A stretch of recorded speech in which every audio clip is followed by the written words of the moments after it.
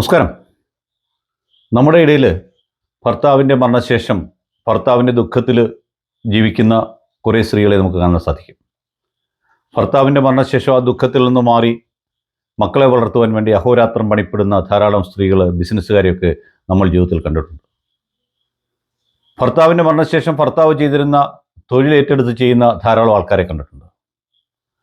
ഒരു മിമിക്രി ആർട്ടിസ്റ്റായി വന്ന സുധി എന്ന് പറയുന്ന ആൾ കാറപകടത്തിൽ മരിച്ചതിനെ തുടർന്ന് അയാളുടെ ഭാര്യ രേണു സുധി ശരിക്കും പറഞ്ഞാൽ സോഷ്യൽ മീഡിയയിലും പത്രക്കാരുടെയും ചാനലുകാരുടെയൊക്കെ ഇടയിൽ ഒരു കണ്ണീർ കഥാപാത്രമായി ഇരിക്കുകയായിരുന്നു. അങ്ങനെയുള്ള ഒരാൾ അവർ നിരന്തരം റീൽസ് ചെയ്യുകയും വിവിധ തരത്തിലുള്ള വീഡിയോകൾ അപ്ലോഡ് ചെയ്യുകയൊക്കെ ചെയ്ത് പൊതുസമൂഹത്തിന് മുമ്പിൽ നിൽക്കുന്നു. അവരുടെ വീഡിയോകളൊക്കെ കാണാൻ വേണ്ടി ലക്ഷക്കണക്കിന് വ്യൂവേഴ്സുള്ള ഒരു സാഹചര്യവും ഉണ്ടാക്കിയെടുത്തു.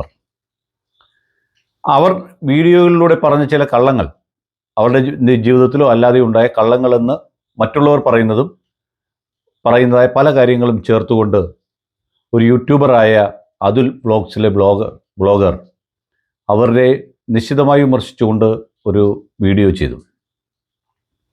ആ വീഡിയോ തനിക്ക് അപകീർത്തികരമാണ്, സത്യസന്ധമല്ല, തൻ്റെ സ്ത്രീത്വത്തെ അപമാനിച്ചു എന്നൊക്കെ പറഞ്ഞുകൊണ്ട് ആ സ്ത്രീ തൃക്കൊടിത്താനം പോലീസ് സ്റ്റേഷനിൽ പരാതി കൊടുക്കുന്നു. സാധാരണഗതിയിൽ പോലീസ് സ്റ്റേഷനിൽ പരാതി കൊടുത്താൽ സാധാരണ പരാതിയിൽ വലിയ കാര്യമായ കഴമ്പില്ല എങ്കിൽ, എഫ്ഐആർ ഇടേണ്ട സാഹചര്യമില്ല എങ്കിൽ, മാത്രമല്ല എഫ്ഐആർ ഇടുമ്പോൾ തന്നെ ശരിക്കും അന്വേഷിച്ച് എഫ്ഐആർ ഇടേണ്ട ആണെങ്കിൽ മാത്രമേ എഫ്ഐആർ ഇടാവൂ എന്ന് വിശ്വസിക്കുന്ന കൂട്ടത്തിലുള്ള ഒരാളാണ് ഞാൻ. കാരണം ഒരു എഫ്ഐആർ ഇട്ടതിൻ്റെ പേരിൽ ഒരാളിന് കോടതി കയറി ഇറങ്ങേണ്ടി വരികയും അതിന് മൂലം അയാൾക്കുണ്ടാകുന്ന ബുദ്ധിമുട്ടുകൾ നമ്മൾ മനസ്സിലാക്കണം. അസത്യമാണ് കാര്യമെങ്കിൽ അത് ശരിക്കും പോലീസ് അന്വേഷിക്കാൻ തന്നെ വേണം. എന്തായിരുന്നാലും ഇവരോട് രണ്ടുപേരോടും ചെല്ലാൻ പറഞ്ഞു. അങ്ങനെ ഈ പറഞ്ഞ അതുൽ അവിടെ എത്തി. ആ ദിവസം രേണുസുതി ചെന്നില്ല. രേണുസുതിയുടെ അച്ഛനെ പറഞ്ഞു വിട്ടു. അച്ഛൻ കുറേ കാര്യങ്ങൾ പറഞ്ഞു. അതിനുശേഷം മകള് ഷൂട്ടിങ്ങിലാണെന്ന് പറഞ്ഞു. ഇതെല്ലാം കഴിഞ്ഞിട്ട് അച്ഛനും പിന്നീട് ഒരു ദിവസത്തേക്ക് വരാൻ വേണ്ടി പറഞ്ഞു വിട്ടു, പോലീസ് പറഞ്ഞു വിട്ടു.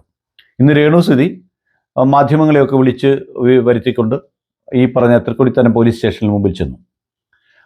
അതുൽ വന്നില്ല. പോലീസ് അതിൽ നിന്ന് കിട്ടിയ ചോദിച്ചറിഞ്ഞ വിവരങ്ങളിലൊക്കെ ഇവരോട് ചോദിച്ചു.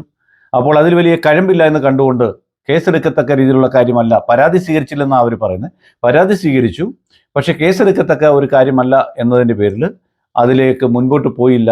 അതിൻ്റെ പേരിൽ രേണുസുതി ഇന്ന് പോലീസ് സ്റ്റേഷന് മുമ്പിൽ വളരെയേറെ പോലീസിനെതിരെയും ഒക്കെ സംസാരിച്ചുകൊണ്ട് പൊട്ടിക്കരയുന്ന കുറേ സീനുകളൊക്കെ കാണാൻ ഇടയായി. മാത്രമല്ല അവരുടെ സഹോദരി ഈ പറഞ്ഞ ബ്ലോഗറുമായിട്ട് ചാറ്റ് ചെയ്തതും ഇൻസ്റ്റാഗ്രാമിൽ അയാൾക്ക് അങ്ങോട്ട് ലവ് അയച്ചെന്നും അയാൾ ഇങ്ങോട്ട് ലവിൻ്റെ ഇമോജി അയച്ചെന്നും അങ്ങനെയൊക്കെയുള്ള നിരവധി പ്രശ്നങ്ങളും പുറത്തേക്ക് വരുന്നു. നമ്മൾ ആവശ്യമില്ലാത്ത കാര്യങ്ങൾ ചെയ്യുമ്പോഴാണല്ലോ മറ്റൊരാൾ അത് ശ്രദ്ധിക്കുന്നത്. നമ്മളെപ്പറ്റി, ഓരോരുത്തരെ പറ്റി നമ്മുടെ സമൂഹത്തിന് അവരുടേതായ ഒരു കാഴ്ചപ്പാടുകളുണ്ടാവും.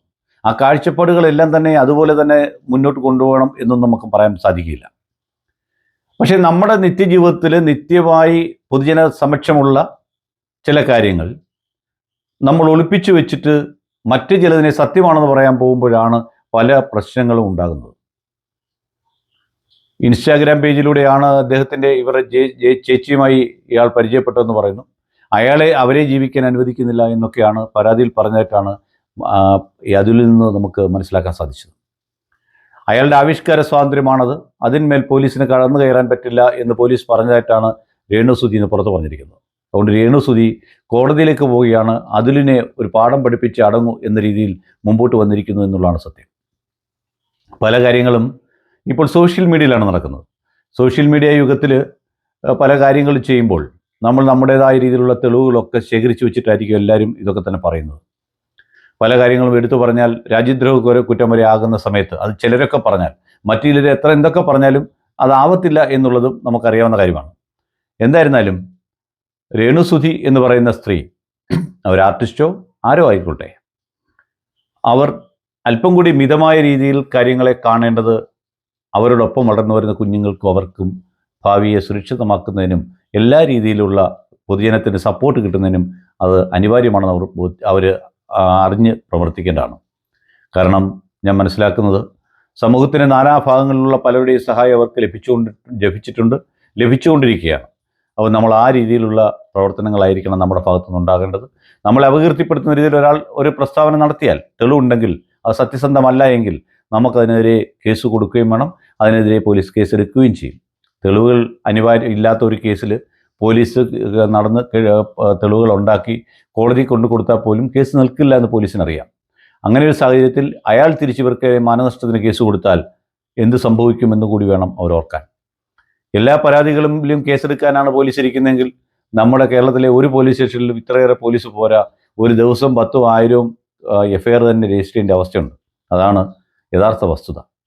പോലീസിനെ അനുമോദിച്ചുകൊണ്ടാണ് അതിൽ വീഡിയോ ഇട്ടിരിക്കുന്നത്. പോലീസ് ന്യായമായ രീതിയിൽ പ്രവർത്തിച്ചു എന്നാണ് അദ്ദേഹത്തിൻ്റെ അവകാശവാദം.